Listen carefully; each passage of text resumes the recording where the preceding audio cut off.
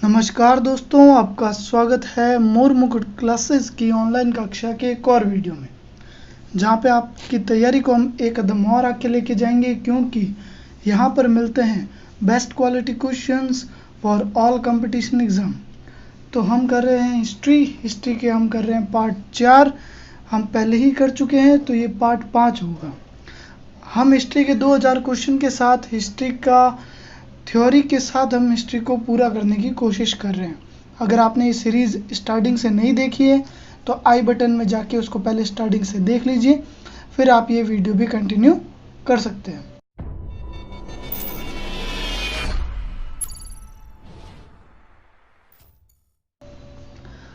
अब देखिए, मैंने आपको 4 वीडियो में बहुत सारे क्वेश्चन 200 क्वेश्चन करवा चुका हूँ और अब हम 201वें क्वेश्चन की ओर बढ़ेंगे।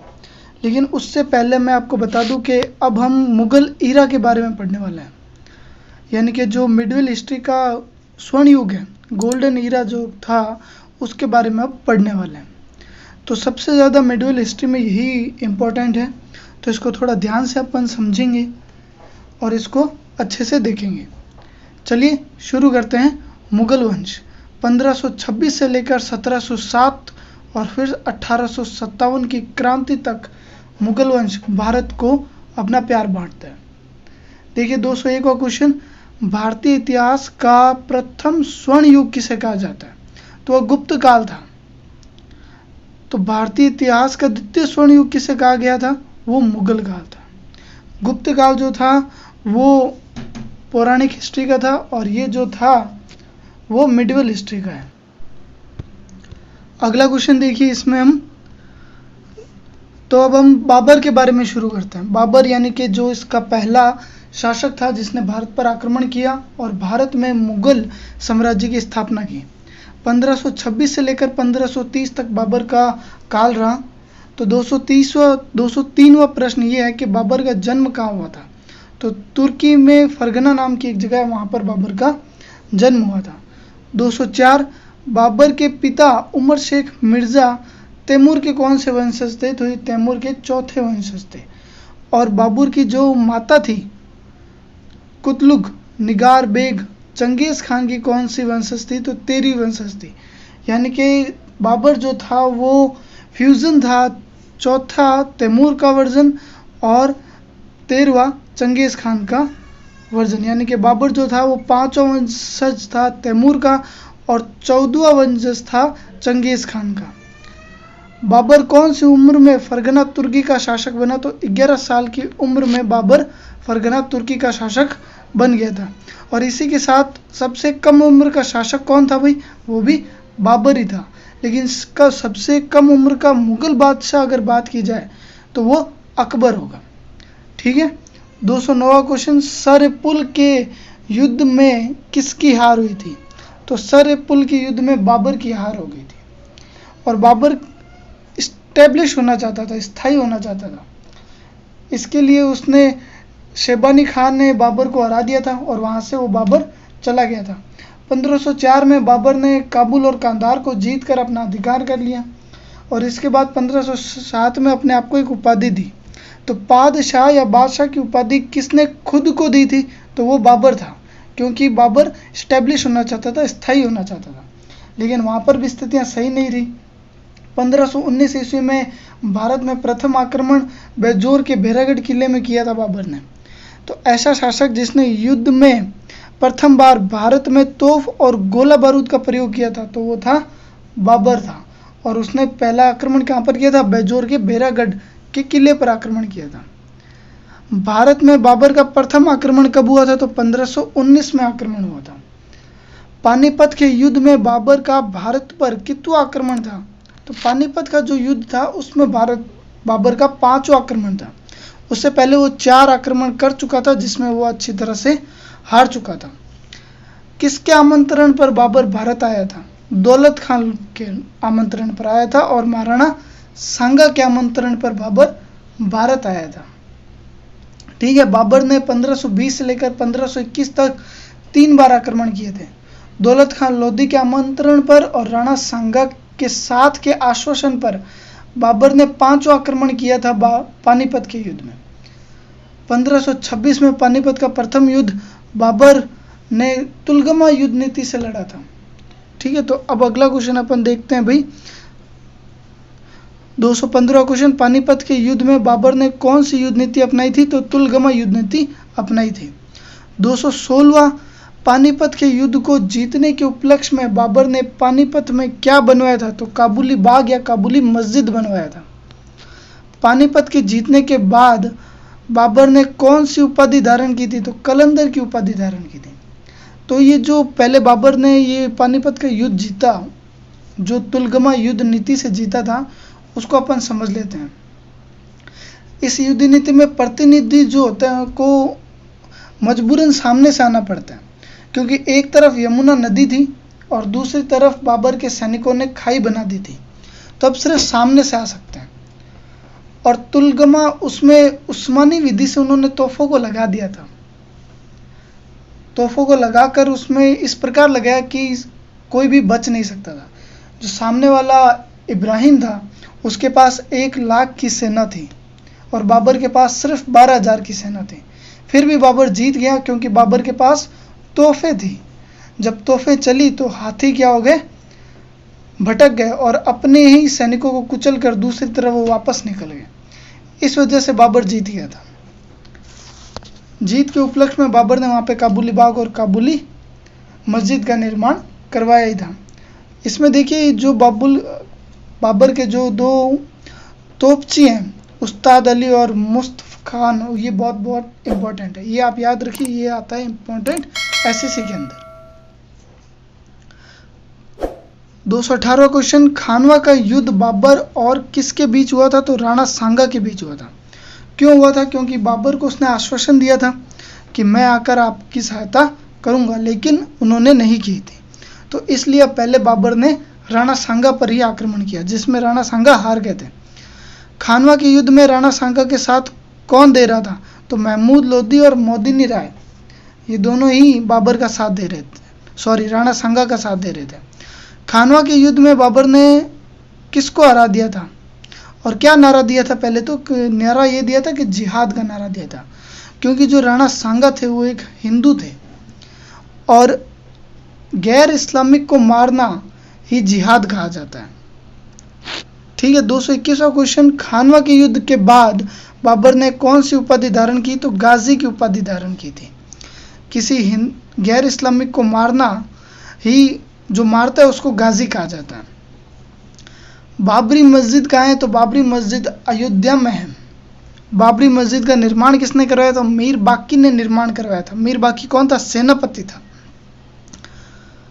चंदेरी का युद्ध बाबर और किसके मध्य हुआ था? तो मेदिनी राय, जो कि पहले महाराणा सांगा का साथ दे रहा था, उसके साथ मेदिनी राय के साथ ही बाबर का युद्ध हुआ था। मेदिनी राय के महल पर हमला करने पर बाबर ने पहली बार क्या देखा था? जौहर देखा था। उससे पहले बाबर ने जौहर नहीं दे रखा था। घाघरा का युद्ध बाबर और किसके मध्य हुआ था? तो महमूद लोदी के मध्य हुआ था। महमूद लोदी, राणा सांगा और मेदिनी राय, ये तीनों लड़े थे। तो राणा सांगा को इन्होंने हरा दिया था खानवा के युद्ध में, मेदिनी राय को हरा दिया था इन्हें चंदेरी के युद्ध में, और घाघरा के युद्ध में हरा दिया था महमूद लोदी को। ठीक है। बाबर की आत्मकथा का नाम क्या है? तो बाबर नामा या तुजुक बाबरी कहा जाता है। बाबर नामा का फारसी अनुवाद किसने किया था? अब्दुल रहीम खान खाना ने इसका फारसी अनुवाद किया था, जो कि था अकबर के 9 रत्नों में से एक था। ठीक है। बाबर के कितने पुत्र थे? 4 थे, हुमायूं, कामरान, अस्करी और हिंदाल। यहाँ तक हमने कर लिया। अब हम पढ़ते हैं हुमायूं के बारे में। तो अब हम पढ़ते हैं हुमायूं के बारे में। हुमायूं, जिसका जो काल है बड़ा ही पेचीदा सा रहा है कि 1530 से 1540 तक पहले तो इसने शासन किया, उसके बाद में 15 साल की छुट्टियों पर चला गया। फिर 1555 से लेकर 1556 यानी कि 1 साल और फिर शासन पर गया और फिर परमानेंट छुट्टी पर चला गया। इसके काल को हम समझेंगे, उससे पहले मैं बता देता हूँ कि बाबर के 4 पुत्र थे। हुमायूं को बाबर ने ये कहा था कि तुम चारों भाई लड़ोगे नहीं और आपस में अपना साम्राज्य जो है वो बांट लो। ठीक है। तो पहले हुमायूं ने अपना आगरा और दिल्ली ले लिया। कामरान जो दूसरा भाई था उसको दे दिया काबुल और कांधार। तीसरा भाई था अस्करी, उसको दे दिया संभल। और चौथा भाई था जिंदहाल, जिसको दे दिया अलवर। चारों भाइयों में अपने साम्राज्य का बंटवारा कर लिया और शासन चालू कर दिया। तो सबसे पहले हम देखते हैं कि हुमायूं का जन्म कहाँ हुआ था। 231वां क्वेश्चन कि हुमायूं का जन्म कहाँ हुआ था, तो काबुल में हुआ था 1508 में। हुमायूं ने प्रथम आक्रमण कहाँ किया था, तो कालिंजर के किले पर किया था भाई, प्रथम आक्रमण किया था। और कब किया था, 1531 में किया था। दूसरा आक्रमण फिर दोया का युद्ध में हुमायूं ने किसको मार दिया था, तो महमूद लोदी जो इतनी देर से बच रहा था, मोहम्मद लोदी, उसको मार दिया था हुमायूं ने। फिर हुआ था चौसा का युद्ध। चौसा के युद्ध में कौन आ रहा था, तो चौसा के युद्ध में हार गया था हुमायूं। उससे पहले हुमायूं ने क्या किया था कि 1532 में हुमायूं ने चुनारगढ़ पर 6 महीने के लिए घेरा डाला था। और शेर खां जो था उसके बेटे से उसने संधि की थी, शेर खां वहाँ से निकल चुका था। फिर 1533 में हुमायूं ने गुजरात के बहादुर शाह को पराजित कर दिया था। 1538 में चुनारगढ़ पर वापस उसने आक्रमण किया, क्योंकि जो संधि की थी शेर खां के बेटे से, वो संधि झूठी निकली थी।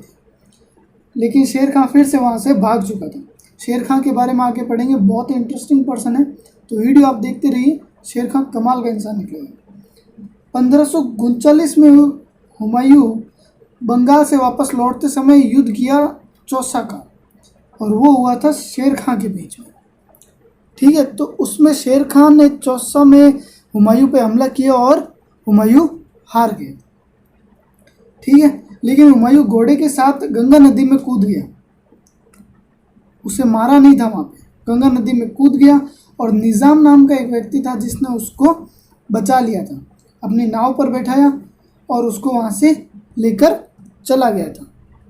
अब देखिए किसने चौसा के युद्ध में हुमायूं की सहायता की थी, इंपॉर्टेंट क्वेश्चन है। तो निज़ाम ने की थी। किसे एक दिन का बादशाह बनाया गया था। जब वापस हुमायूं शासक बनेगा 1555 में, तो निज़ाम को एक दिन का शासक बनाएगा और उसके सम्मान में चमड़े के सिक्के भी जारी करेगा। ठीक है, तो किसको बनाया था, निज़ाम को ही बनाया था। कन्नौज के युद्ध में किसकी हार हुई थी, तो हुमायूं की हार हो गई थी। सूर्यवंश की स्थापना कब हुई, तो सूर्यवंश की स्थापना हुई 1540 में। ओके, इतना हमने कर लिया, आगे देखते हैं। अभी तक आपको कोई दिक्कत नहीं आई होगी, आगे भी नहीं आएगी, कोशिश यही हमारी। अगर आपको कोई भी दिक्कत है तो कमेंट कर दीजिए। हार हो चुकी थी हुमायूं की, अब हुमायूं को जाना था कहीं और, क्योंकि गंगा नदी में कूदने के बाद निज़ाम ने सहायता कर दी, लेकिन कहीं और तो जाना पड़ेगा। तो हार के बाद हुमायूं किसके पास गया था, तो वीरसाल उसका एक दोस्त था, वीरसाल जो अमरकोट का शासक था। अमरकोट राजस्थान, जो पाकिस्तान में पड़ता है, उस वक्त राजस्थान हिंदुस्तान का हिस्सा था वो। अकबर का जन्म कहाँ हुआ था, तो अकबर का जन्म यही हुआ था, कहाँ हुआ था, अमरकोट में हुआ था। ठीक है, जिसमें अकबर का बचपन का नाम क्या था, बदरुद्दीन था। अकबर के बचपन का नाम क्या था, बदरुद्दीन। हुमायूं ने काबुल और कांधार को जीत लिया था 1545 में। 1545 में अब वहाँ पे अकबर की परवरिश हो रही थी, लेकिन उसके पास राज्य नहीं था। इसके बाद हुमायूं सिखों के गुरु अंगद देव के पास आशीर्वाद लेने गया और कामरान यानी कि जो उसका भाई था कामरान, उसकी हत्या करके काबुल और कांधार पर अधिकार कर लिया। उसे उसका सबसे काबिल सेनापति वहाँ पे मिला, जिसका नाम था बैरम खां। आपने मूवी देखी होगी, उसके अंदर बैरम खां आया था, जोधा अकबर के अंदर बैरम खां, आपने उसको देखा होगा। तो सूर्यवंश की स्थापना हो गई। हार के बाद हुमायूं कहाँ गया, वीरसाल, अमरकोट। अकबर का जन्म हुआ था अमरकोट में, अकबर के बचपन का नाम बदरुद्दीन। हुमायूं ने काबुल और कांधार कब जीत लिया था भाई, 1545 में जीत लिया। हुमायूं को बैरम खां कहाँ मिला था, तो कांधार के युद्ध में ही मिला था। भारत में पुनः प्रवेश करने के लिए हुमायूं ने कहाँ आक्रमण किया, तो लाहौर में आक्रमण किया। लाहौर में उसने सबसे पहले आक्रमण कर दिया था। 1554 में उसने पेशावर पर अधिकार किया और उसके बाद में उसने लाहौर पर अधिकार करते हुए भारत में प्रवेश कर लिया था। 1555 में मच्छीवाड़ा का युद्ध लड़ा गया, जिसमें सूर्यवंश के सूबेदार नसीर खां और ताहर खान ने हुमायूं से लड़ा और हुमायूं वहाँ पे जीत गया था। तो मच्छीवाड़ा का युद्ध कौन जीता था? हुमायूं जीता था। सरहिंद का युद्ध कौन जीता था? फिर उसने लड़ा था सरहिंद का युद्ध, वही 1555 में लड़ा गया था। और हुमायूं और सूर्यवंश के अंतिम शासक सिकंदर सूरी के मध्य हुआ था, उसमें भी कौन जीत गया था? हुमायूं ही जीत गया था। एक हार हुई, फिर जीत ही जीत हो रही है। कौन सा ऐसा शासक था जिसकी पुस्तकालय में सीढ़ियों के गिरने से मृत्यु हो गई थी? इसके बाद में अपन बाद में चलेंगे। देखिए, जब सिकंदर सूरी को उसने हरा दिया था, तो वो उसके बाद में उसने अपना वापस अधिकार जमा लिया था पूरे हिंदुस्तान पर। कुछ माह शासन किया उसने 1556 तक, और फिर उसने एक पुस्तकालय बना रखा था दिन पन्हा दिल्ली में, वहीं से वो गिरकर मर गया था। तो कौन सा ऐसा शासक था? तो मुगल बादशाह हुमायूं ही था। ठीक है भाई। ब्लू का मकबरा किस की दरगाह के पास में है? सॉरी, हुमायूं का मकबरा किसकी दरगाह के पास में? तो हजरत निज़ामुद्दीन औलिया जो सूफी संत थे, मैंने आपको बताया उसके बारे में। अगर आपने वो वीडियो नहीं देखा तो पहले वो वीडियो देख सकते हैं। उसकी दरगाह के पास में इनका बना दिया गया मकबरा। हुमायूं का मकबरा किसने बनवाया था? तो उनकी जो बेगम थी, यानी उनकी पत्नी थी, उसने बनाया था। हाजी बेगम नाम था। हुमायूं नामा को किसने लिखा था? तो गुलबदन बेगम बहन, गुलबदन ने लिखा था, जो कि गुलबदन बेगम जो थी वो बहन थी हुमायूं की। कौन सा ऐसा मुगल बादशाह जो अफीम का बहुत ज़्यादा आदी था? तो वो हुमायूं था। बहुत अफीम लेता था ये, और ये ज्योतिष शास्त्र में कुछ ज़्यादा ही मानता था। मतलब जैसे राशियाँ होती है, ज्योतिष शास्त्र होते हैं, आज ये पहनना चाहिए, वो पहनना चाहिए, उस हिसाब से बहुत मानता था। तो अलग अलग दिन अलग अलग पोशाकें पहनने वाला बादशाह कौन था? वो हुमायूं था। ठीक है। तो अब हम पढ़ते हैं सूर्यवंश के बारे में। देखिए, सूर्यवंश का जो अंतिम शासक था, उसे हुमायूं ने हराकर वापस अपना शासन तो ले लिया था, लेकिन जो ये बीच में 15 साल का गैप बचा था जिसमें सूर्य शासक था, सूर्यवंश का शासन था, वो हम उसके बारे में पढ़ रहे हैं कि वो किससे आया और कहाँ पर जाकर ख़त्म हुआ। सिकंदर सूरी के ऊपर ख़त्म हुआ, ये हमने पढ़ लिया, लेकिन बीच में और क्या क्या हुआ? 15 साल, यानी कि 1540 से लेकर 1555 तक, वो हम पढ़ लेते हैं। तो अब हम शुरू करते हैं सूर्यवंश के बारे में। हमने हुमायूं तक पढ़ लिया है, और हुमायूं में जो 15 साल का गैप आ रहा है जिसमें सूर्यवंश का राज था, तो उसके बारे में अब हम पढ़ने वाले हैं। ओके, तो 251वां क्वेश्चन देखिए, भारत का द्वितीय अफगानी वंश कौन सा था? तो सूर्यवंशी था। ठीक है, सूर्यवंशी इसका द्वितीय अफगानी वंश था। पहला था लोधी वंश, मैंने आपको बता दिया था। अगर आपने वो वीडियो नहीं देखा है तो आई बटन में जाके देख सकते हैं। सूर्यवंश का संस्थापक कौन था? तो सूर्यवंश का संस्थापक था शेरशाह सूरी। शेरशाह सूरी उसका संस्थापक था। तो देखिए, शेरशाह सूरी के बारे में पढ़ते हैं, जिसका शासनकाल 5 साल का, यानी कि 1540 से 1545 तक। शेरशाह सूरी का जन्म कहाँ हुआ था? तो होशियारपुर पंजाब में हुआ था। बचपन का नाम क्या था? फरीद था। शेरशाह सूरी के पिता का क्या नाम था? तो हसन खान था, जमींदार थे ये, और इसीलिए इसने अच्छी पढ़ाई कर ली थी। जौनपुर में इन्होंने अपनी अच्छी पढ़ाई की थी। जौनपुर उस वक्त शिक्षा के लिए बहुत जाना जाता था। शेरशाह सूरी पहले किसका अंगरक्षक था? बहार खां, लाहौनी बिहार के शासक थे बहार खां, उसके अंगरक्षक थे शेरशाह सूरी। हुआ ये था कि पहले इन्होंने मुगलों की सेना में भर्ती हुए थे, तो फिर बाबर ने इनको देख लिया था और देखते ही कहा कि इसको निकाल दो, क्योंकि जो शेरशाह सूरी थे उनके मस्तक पर तेज था और वो बाबर ने पहचान लिया था। तो उसने कहा इस सैनिक को यहाँ से निकाल दो। तो इस सैनिक को जब उन्होंने निकालने की बात कही, तो उस वक्त शेरशाह सूरी ने कहा कि इन मुगलों को मैं तो देख लूँगा बाद में। तो इसीलिए इन्होंने अपनी सेना बनाई और उसके बाद में मुगलों पर हमला किया था।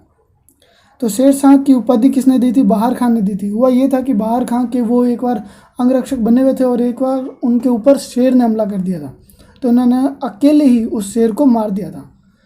और इसीलिए बाबर खान ने उनको उपाधि दी थी शेर खान की। शेरशाह सूरी मार्ग कहाँ से कहाँ तक था? तो पहले जब इन्होंने शेरशाह सूरी ने अपना मार्ग बनाया था, जिसको अपन ग्रेट ट्रंक रोड कहते हैं, वो सुनारगांव बंगाल से लेकर पेशावर तक था। ठीक है, अब वो वैसा नहीं है।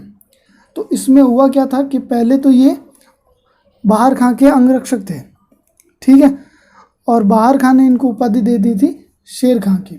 लेकिन बाबर खां की मृत्यु के बाद उनकी विधवा पत्नी से उन्होंने विवाह कर लिया और फिर ये बन गए बिहार के शासक। और मोहम्मद लोदी जो कि बंगाल का शासक था, उसको मार दिया था हुमायूं ने। हुमायूं के उसको मारने के बाद में बंगाल और बिहार दोनों का शासक बन गया शेरशाह सूरी। उसके बाद में इन्होंने ग्रेट ट्रंक रोड बनाई, जिसको आज हम ग्रेट ट्रंक रोड कहते हैं। उस वक्त सूरी मार्ग था वो, तो सुनारगांव से लेकर पेशावर तक था, पूरे भारत का सबसे बड़ा मार्ग था ये।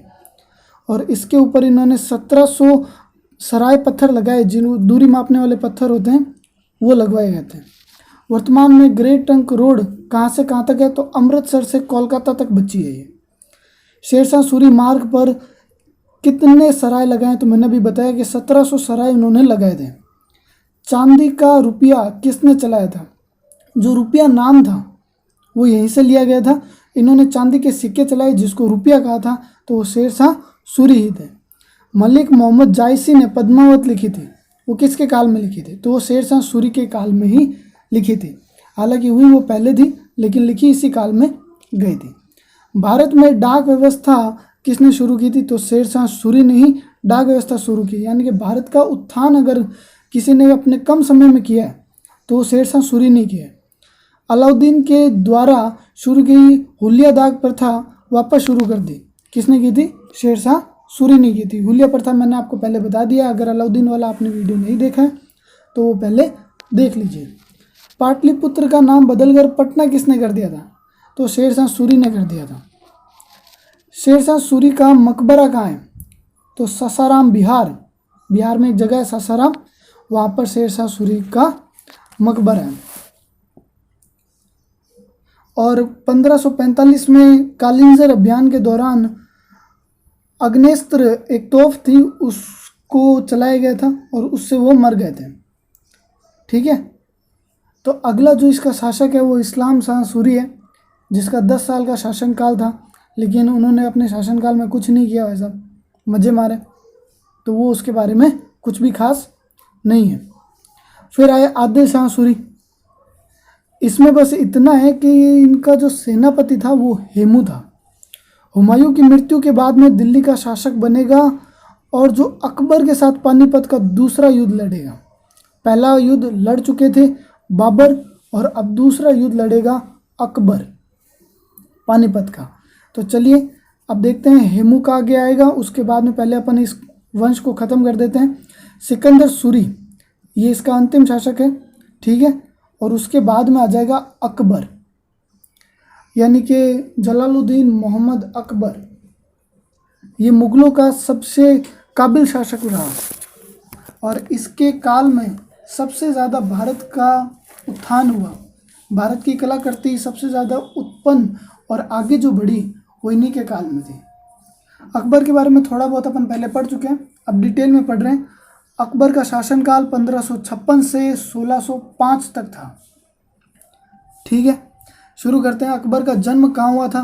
तो 15 अक्टूबर 1542 अमरकोट राजस्थान में हुआ था, क्योंकि हुमायूं वहाँ से जा चुके थे और अमरकोट में उन्होंने शरण ले रखी थी। हुमायूं की मृत्यु के समय अकबर कहाँ था? तो हुमायूं की मृत्यु के समय कालानौर अभियान में था, गुरदासपुर पंजाब। इंपॉर्टेंट क्वेश्चन है, इसको याद रखिएगा। वह अंतिम शासक जिसने विक्रमादित्य की उपाधि धारण की थी। तो विक्रमादित्य की उपाधि धारण करने वाला हेमू था, जिसने अंतिम बार विक्रमादित्य की उपाधि धारण की थी। और जैसे ही सिकंदर सूरी के बाद में हेमू वहाँ पे बैठा और अकबर को हमला करना था अपना राज्य वापस पाने के लिए, तो उन्होंने पानीपत का युद्ध लड़ा था। हुमायूं मर गया। हुमायूं मरने के बाद में 271 क्वेश्चन देखिए, अकबर का राज्य अभिषेक कहाँ हुआ था? तो कालानौर में ही अकबर का राज्य अभिषेक करवाया था उन्हीं के सेनापति ने, ठीक है, बहरम खां। राज्याभिषेक के समय अकबर कितने वर्ष का था? तो 13 साल का था। सबसे कम उम्र का मुगल बादशाह कौन है? अकबर है। जबकि सबसे कम उम्र का शासक कौन बना दिल्ली सल्तनत में? वो बाबर था। ठीक है। अकबर के राज्याभिषेक के बाद नाम क्या रख दिया गया? तो वो जलालुद्दीन मोहम्मद नाम रख दिया गया।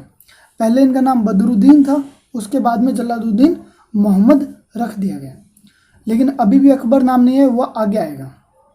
274वां क्वेश्चन, 5 नवंबर 1556 में पानीपत का द्वितीय युद्ध में किसकी जीत हुई? तो हेमू और अकबर के बीच लड़ा गया, जिसमें जीत हुई थी अकबर की। ठीक है। तो अगला क्वेश्चन करते हैं 275वां क्वेश्चन कि बैरम खां के संरक्षण में अकबर ने कितने वर्ष शासन किया था? तो 1556 से लेकर 1560 तक जो शासन था वो बैरम खां के संरक्षण में ही था। ठीक है। ये 4 वर्ष का शासन बैरम खां के संरक्षण में किया था, क्योंकि अकबर छोटा था। 276वां क्वेश्चन, तिलवाड़ा का युद्ध बैरम खां और किसके मध्य हुआ? तो ये अकबर और बैरम खां के मध्य हुआ था, जिसमें अकबर ने उनको हरा दिया था। ठीक है। और फिर क्या हुआ? अकबर ने उनको आदेश दिया कि वो अब मक्का की ओर प्रस्थान करें। 277वां क्वेश्चन देखिए, 1560 से लेकर 1562 में अकबर ने महामंगा के कहने पर शासन किया। इसे क्या कहा जाता है? तो इसे पर्दा शासन या पेटीकोट शासन कहा जाता है। महामंगा कौन थी? अकबर की दाई माँ थी। तो कुल मिला के अकबर ने 6 साल तक किसी के अंडर में रहकर शासन किया था। स्वतंत्र शासन उन्होंने 1562 के बाद में शुरू कर दिया था। ठीक है। तो 1562 के बाद में देखते हैं पहला जब उन्होंने शासन अपना शुरू किया और पहला युद्ध लड़ा वो कौन सा था? 278वां क्वेश्चन, अकबर ने स्वतंत्र शासन के रूप में पहली बार किस पर आक्रमण किया था? तो मालवा के जाज बहादुर पर उन्होंने आक्रमण किया था। ठीक है। ये पहली बार उनका आक्रमण था जब उन्होंने किस पे किया था भाई? मालवा पे किया था। अकबर का विवाह किस राजपूत शासन की पुत्री से हुआ था?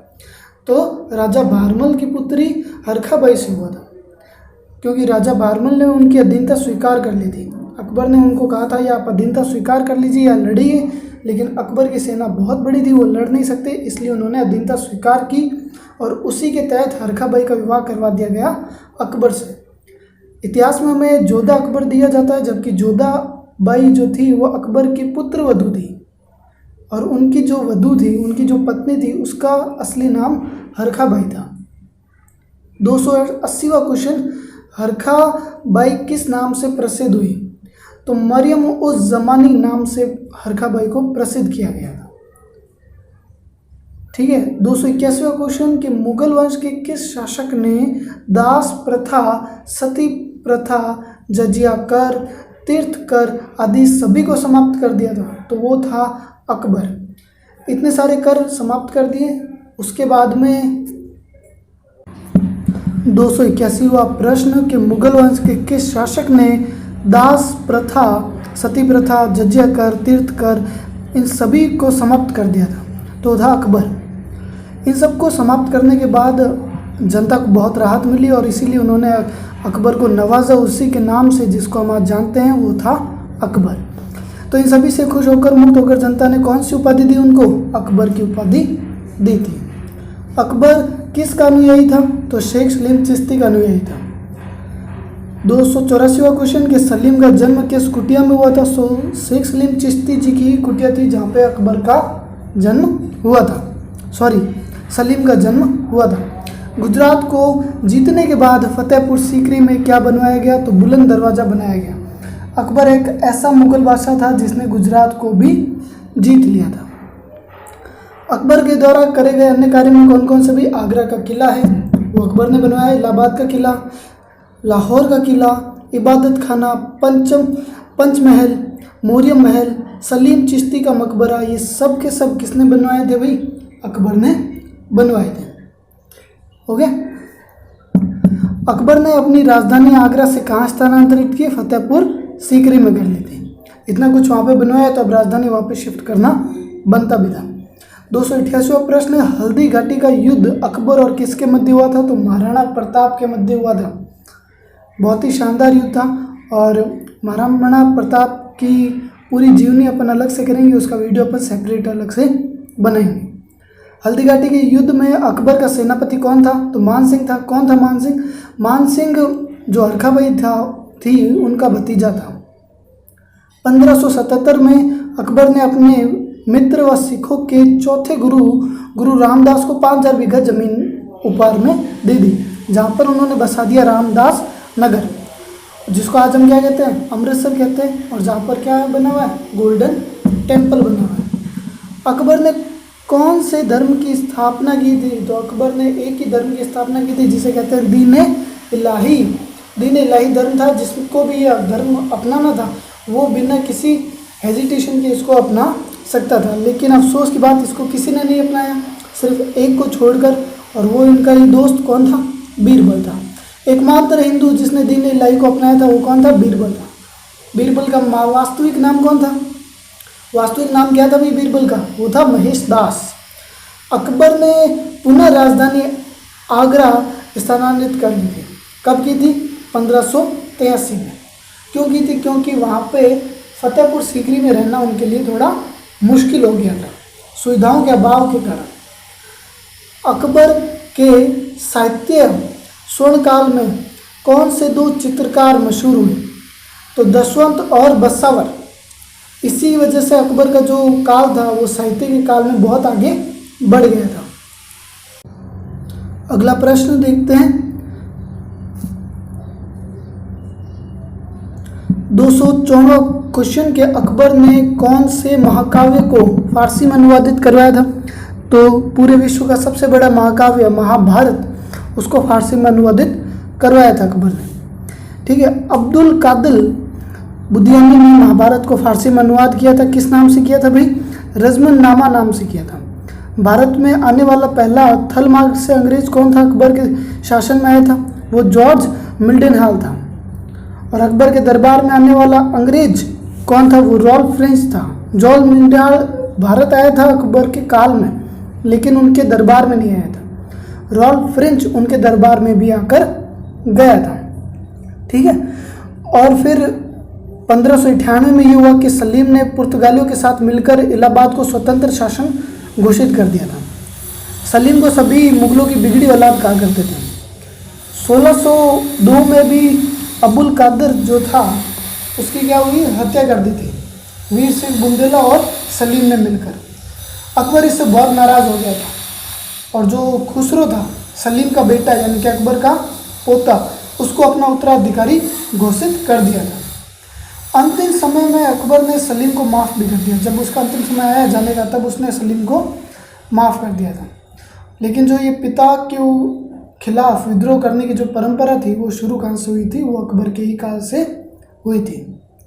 ओके, तो ये हमने पढ़ लिया। तो अकबर की मृत्यु कैसे हुई थी? तो अतिसार रोग से उसकी मृत्यु हो गई थी। एकमात्र ऐसा शासक जिसे जलाया भी गया और दफनाया भी गया। ठीक है। कैसे हुआ था ये? कि राजा राम जाट के द्वारा अकबर के मकबरे पर आक्रमण किया गया 1680 में, और उससे फिर तहस तहस करके उस पर आग लगा दी गई। तो पहले से दफनाया हुआ था ही, लेकिन उसके बाद वो जल भी गया। आईने अकबरी किसने लिखी थी? तो अबुल फजल ने लिखी थी, जिसको मार दिया था किसने? सलीम ने। अकबर के नवरत्नों में से एक था अबुल फजल। तो पहले अपन अकबर के नवरत्न पढ़ लेते हैं। सबसे पहला कौन आएगा? बीरबल आएगा। कौन था भाई बीरबल? एक तो मित्र था और मुख्य सलाहकार भी था। तानसेन यानी कि जिसका नाम क्या था भाई? राम रतन पांडे था। राजगायक हम जानते हैं तानसेन को सभी, वो भी अकबर के नवरत्नों में से एक था। मान सिंह जो कि सेनापति था और हरखाबाई का भतीजा भी था। टोडरमल वित्त मंत्री के रूप में था। अबुल फजल था जो कि क्या था? राइटर था। अबुल रहीम खान खाना था। फैजी था। मल्ला दुप्याज था और फ़कीर अज़मुद्दीन था। ये 9 रत्न थे जो अकबर ने अपने काल में रख रखे थे। अपने दरबार में 9 रत्न रखने वाला सिर्फ अकबर नहीं था, इससे पहले बहुत शासक आए जिन्होंने रख रखे थे, जिसमें से एक था चंद्रगुप्त द्वितीय, जिसने भी क्या रखा हुआ था? 9 रत्न रखे हुए थे। शिवाजी के दरबार में भी अष्टप्रधान हुआ करते थे। और जो विजयनगर के शासक हैं कृष्णदेवराज, बहुत ही मशहूर शासक है, इसका भी अपन अलग से वीडियो बनाएंगे। विजयनगर के सभी शासक बहुत ही अच्छे शासक थे, जिसकी तारीफ बाबर ने भी की है बाबरनामा में। और फिर अकबर ने भी की थी। उनके दरबार में भी कौन थे? अष्टदिग्गज थे। जहांगीर जो कि आगे राजा बनेगा, ठीक है, अकबर के बाद में, उसके दरबार में भी अष्टछाप थे। तो यहाँ तक अपन ने कर लिया है। अगर आपको कोई भी दिक्कत हो तो आप कमेंट कर सकते हैं। इस वीडियो में 100 क्वेश्चन हमने पूरे किए, आगे सभी वीडियो में हम 100 क्वेश्चन ही पूरे करेंगे, क्योंकि 2000 क्वेश्चनों का टारगेट है और हिस्ट्री इन्हीं क्वेश्चनों के तहत अपन को पूरी करनी है। मैं आपको बता दूँ, इसके बाहर एक भी क्वेश्चन आपका नहीं आएगा। अगर आपने ये सारे कर लिए तो ना तो आपको थ्योरी में माथा मारने की ज़रूरत है, ना ही अलग से क्वेश्चन पढ़ने की ज़रूरत है। आप दोनों एक साथ ही कर पाएंगे, ठीक है। अगर आपको वीडियो अच्छा लगा तो लाइक कीजिए और ज़रूर सब्सक्राइब कीजिए चैनल को, क्योंकि जल्दी अब मैथ के वीडियो आने वाले हैं। एसएससी, सीएचएसएल और सीजीएल के तहत तो वीडियो आएंगे, उसके साथ एनटीपीसी के भी हम टारगेट करते हुए वीडियो मैथ के लेके आऊँगा। अगर आपने मैथ का भी वीडियो नहीं देखा है तो वो भी देख लीजिए और उसके बाद में चैनल को सब्सक्राइब कर लीजिए और अगली बार हम फिर से इसमें मिलेंगे।